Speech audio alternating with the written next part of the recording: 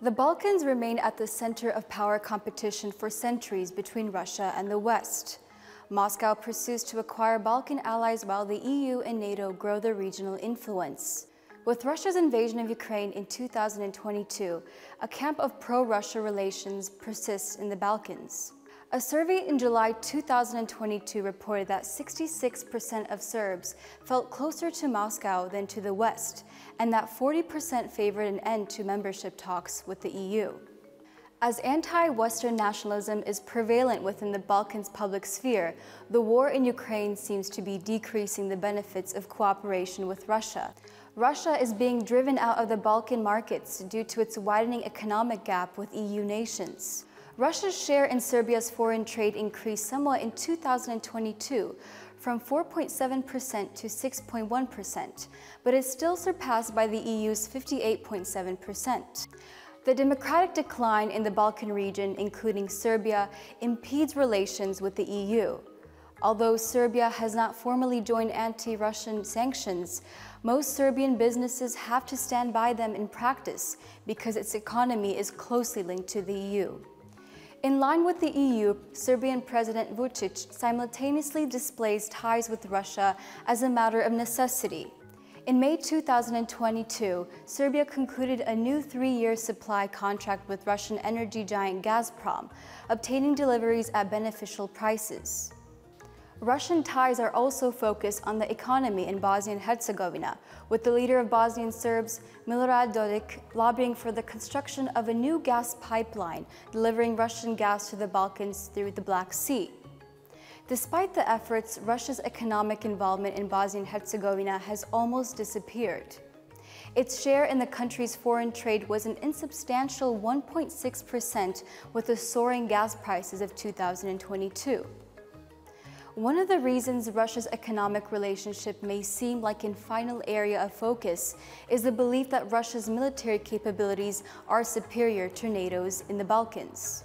This notion stems from the myth of Russia's long-leading role, supporting its Slavic and Orthodox Christian allies in Serbia and other regions.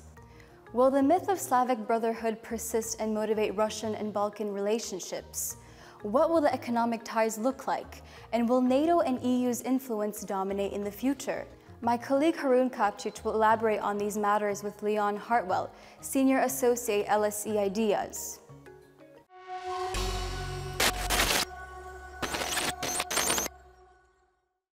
Leon Hartwell, hello and welcome to the Al Jazeera Balkans channel, and thank you so much for taking the time to speak to us. Now, as Russia's war against Ukraine rages on and President Vladimir Putin continues his renewed campaign for global influence and dominance, Moscow is increasingly asserting itself in a region that has been off the radar for some time, the Balkans. First of all, why is the Balkans interesting to Moscow? Thank you so much for having me. I think the Balkans remains interesting to Russia for a variety of reasons. Firstly, of course, has to do with geopolitical influence. The Balkans is located as a crossroads between Europe and Asia, so it has some form of strategic value. Secondly, Russia has certain energy and economic interests in the region, and I'm happy to talk about those, but basically it possesses the ability to leverage energy as a tool for political influence and to maintain economic ties in the Balkans. Mm-hmm. Thirdly, there is that aspect, of course, also of cultural and historical ties. Russia shares certain Slavic and Orthodox Christian heritage with a number of people in the region, so it's sort of an easy place where it has influence, soft power influence. Then, of course, one of the big goals of Russia is opposition to Western integration. Russia opposes the expansion of Western institutions, especially the EU and NATO in the Balkans. So that's really important. And then finally, I would argue also that another goal of Russia is to maintain divisions and instability. It's sort of a cheap way to influence the Balkans. I don't think Russia would be prepared, for example, to send tanks rolling into the Balkans. However, in a manner that it's doing in Ukraine. However, Russia plays sort of a disruptor role in the Balkans, and so it supports a variety of political actors, nationalist movements, and ethno-religious divisions, which it exploits. Right. You talk about religion. I mean, are religious links utilized as gate openers for more consequential deals, including in strategic sectors such as energy, banking, and real estate? Yeah, I can't tell you too much about the role of religion in the Balkans, just because it's not my expertise. But I would argue that the Slavic and Orthodox Christian links are real between Russia and the Balkans. You know, there are deep historical, cultural, and religious foundations that Russia can sort of exploit and use to shape its relationship with the region. But I would also argue that those relations are hyped up by Russian propaganda. You know, you'll remember, for example, when President Putin donated donated money and artifacts and things to the big cathedral there in Belgrade. You know, that image of him putting that little tile into one of the structures, you know, went viral, you know, and that was one way to try and show some form of support, you know, for the people of the Balkans. I think those messages very much resonates among certain Orthodox Christians. You won't see President Biden or some of the EU presidents, for example, doing the same thing and playing the same type of card and completely over-exaggerating the role that they play. Russian support for Serbia and a few other places remain in material terms minute compared to what the EU and China and others have contributed to the region.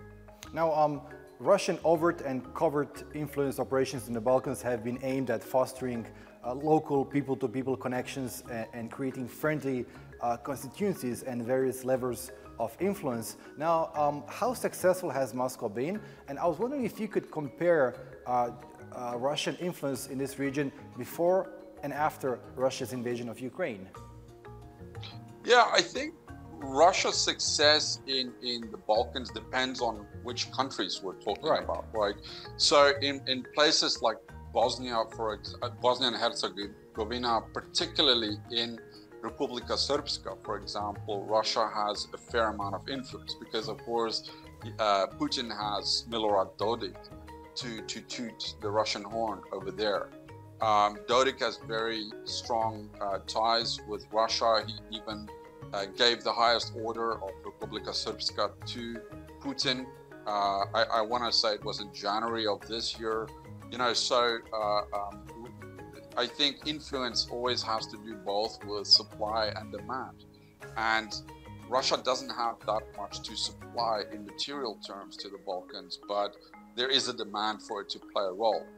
In Serbia also, Russia also has a lot of influence. So his big friend over there, of course, is President Aleksandar Vučić.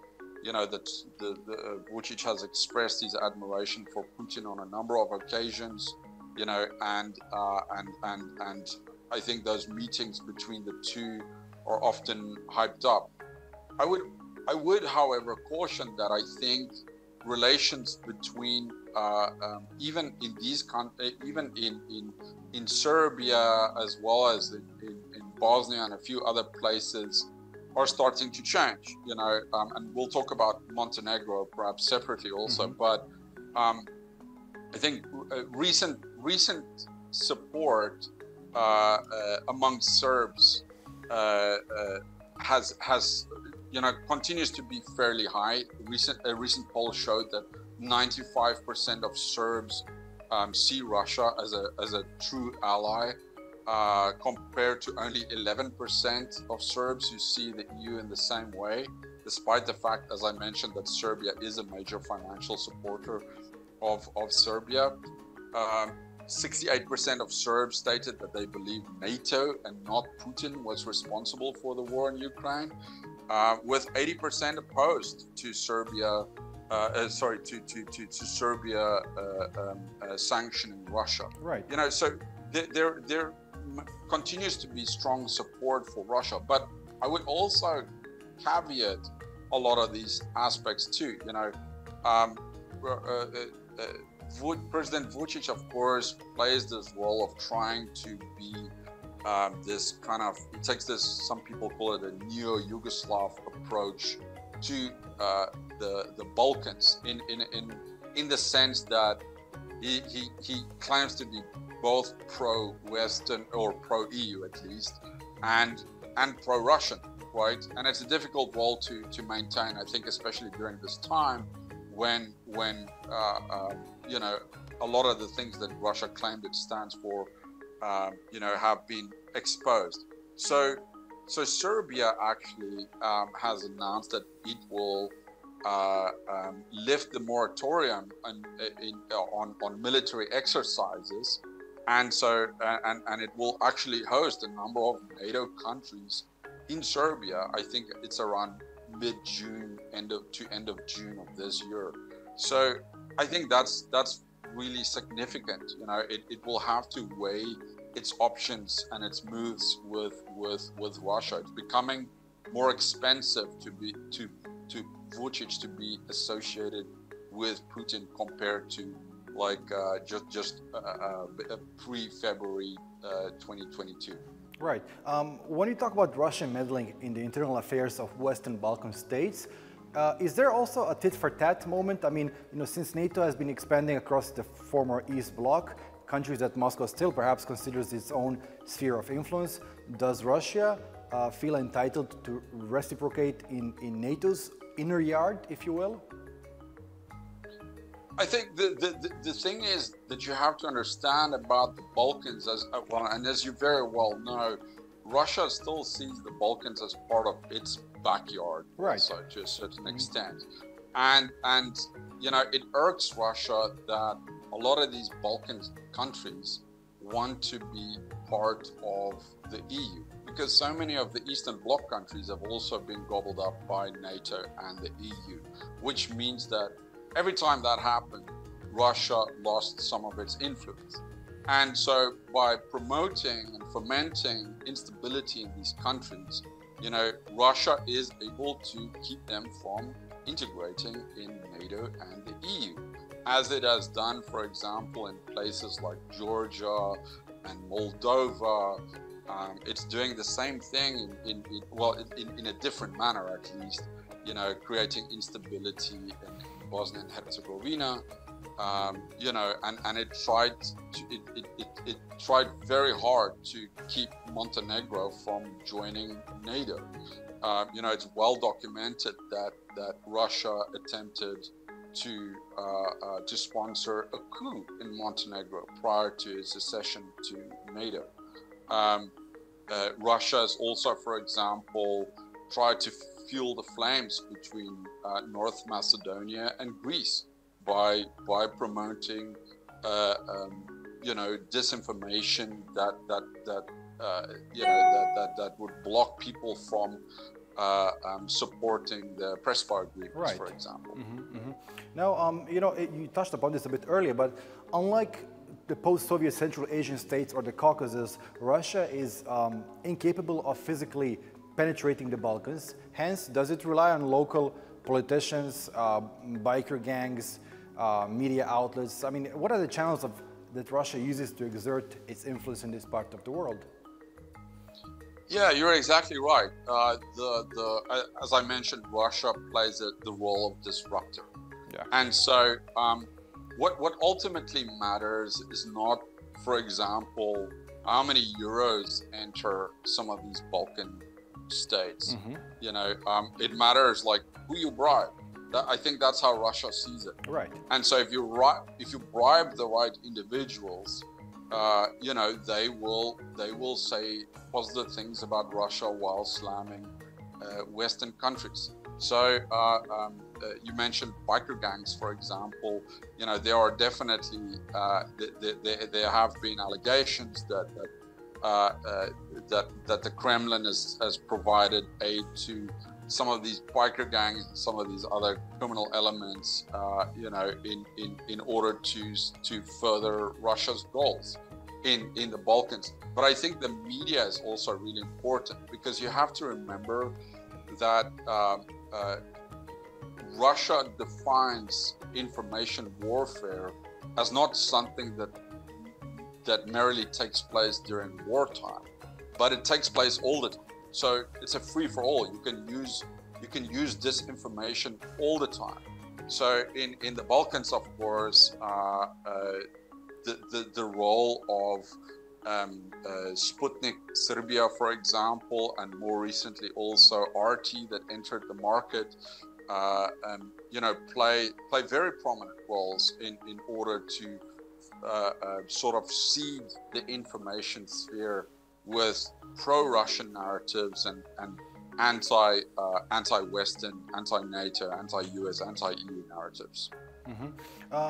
But Leon, I mean, has the war in Ukraine provided a rare window of opportunity for the United States and to, you know, to recalibrate its foreign policy and make a forceful comeback in this part of Europe?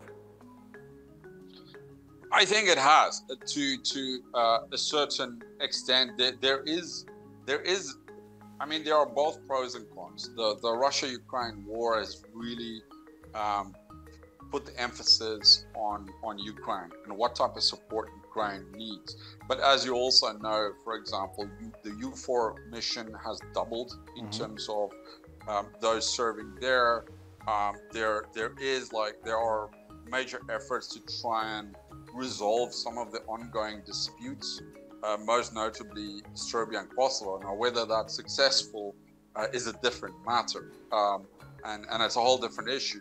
But at the same time, Russia is extremely constrained because it is completely bogged down in Ukraine. It has to use so many of its resources right now to try and make some gains in a war that they thought would be over in 2 weeks. So I do think there are opportunities in the Balkans for the US and the EU to do more, but you know, and to a certain extent, I think they want to, but I'm not always sure whether we have made a lot of traction. Like, one of the interesting things that is being promoted right now is to introduce all these gas projects throughout the Balkans, which of course, like at first sight, looks like a positive thing, but one of the problems is that it may constrain a transition to green energy in the long run. So we have to make sure that we also make smart decisions and not just hasty decisions that would have negative consequences. Right. I mean, you mentioned you know, economic investments and energy deals. You know, at what point do Russian economic investments and energy deals morph into political influence? Yeah. So Putin has sort of used energy diplomacy as a way to manipulate you know, the political situation and economic situation in a variety of countries. He uses energy essentially to influence and leverage certain states, including in the Balkans. And he's used a variety of strategies to maintain control over energy resources and infrastructure, which also allowed Russia to shape regional dynamics and to gain political and economic leverage. You know, so a few years ago, for example, the hot project that Russia tried to launch was, as you remember, Gazprom's South Stream pipeline. Now that failed, and that's a whole different story. But I think right now, you know, there are a few countries that are vulnerable to Russia's energy influence in the region. I think most notably Serbia, where Russia's Gazprom owns major stakes in Serbia's, you know, niche that's the main gas and oil supplier, right? But in Kosovo, Montenegro, Albania, for example, they consume either little or no Russian gas, and so there's not that much leverage in those countries to use Russian energy to manipulate the situation. I think for Serbia also, just by the way, a lot of its oil importations depends on going through EU channels and all that. So Russia's ability to manipulate Serbia is basically directly also impacted by EU sanctions and all that, despite the fact that Serbia does not want to impose sanctions against Russia. Right, but in the case of Bosnia, I mean, would you say that Russia has been able to make inroads, especially in the Republika Srpska, where it enjoys very cozy and cordial relations with President Milorad Dodik? Yeah, of course. I mean, as I mentioned earlier, it helps to have a primary cheerleader, especially in a top position, who would continue to promote Russia as sort of the big brother of Orthodox Christian Slavs in the region, and Dodik is that man in Republika Srpska. Now, the interesting thing about Russian deals in Republika Srpska is that those deals are often inflated. So Russia would make these big, lofty promises without actually delivering on them. Or, it started that oil refinery project, which from what I understand was not very feasible. And then, of course, they had the fire, it burned down, and that project came to an end. Dodik has more recently also been going back and forth to Moscow to try and also secure some more energy deals with Putin. He met directly with him a number of times also, and as I mentioned, he wants to connect directly to Turkstream, and he wants to get a number of other energy projects up and going. But I'm not sure whether Russia has the ability, given that it's so bogged down with this war that it wages in Ukraine, in order to deliver everything that they're talking about. But of course, let me just also mention, Russia also has another foothold in Republika Srpska, for example. It's according to Dayton, there are a number of restrictions when it comes to military training or supplying arms to Bosnia and Republika Srpska and so on. But Russia supplied, I think, close to 2,500 or so automatic weapons to the police force of Republika Srpska. I'm not sure why a police force needs automatic weapons, especially so many in such a, in a place with such a small population. Right. It also provided training to the police on so-called anti-terrorism measures and anti-rioting and things like that, which have also been a little bit dubious. Right. Leon Hartwell, it was such a pleasure speaking to you. Thank you so much once again for your time. Thank you so much for having me, and thank you. It appears that another lasting sphere of Russian-Balkan cooperation continues to thrive in propaganda. On one hand, Moscow relies on its Balkan allies to claim that its isolation in Europe is far from complete and that it is still welcomed as a partner in the world. At the same time, some politicians in the Balkans use this as an advantage and promote pro-Russian sentiment.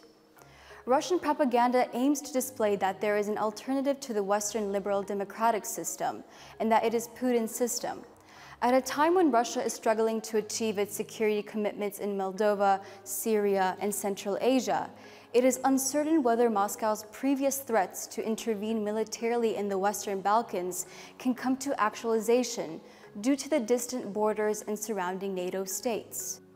With the enduring areas of Russian influence in the Balkans, the war in Ukraine may have shifted the agendas of the Balkans.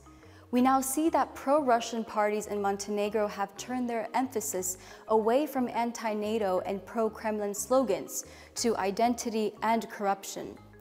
The myth of a Slavic brotherhood has been positioned as the most efficient platform for permanently embedding Russian interests in the Western Balkans. While the myth of a Slavic brotherhood is cultivating areas of interest for Russian-Balkan cooperation, Russia's footprint in the Balkans faces competition with the West.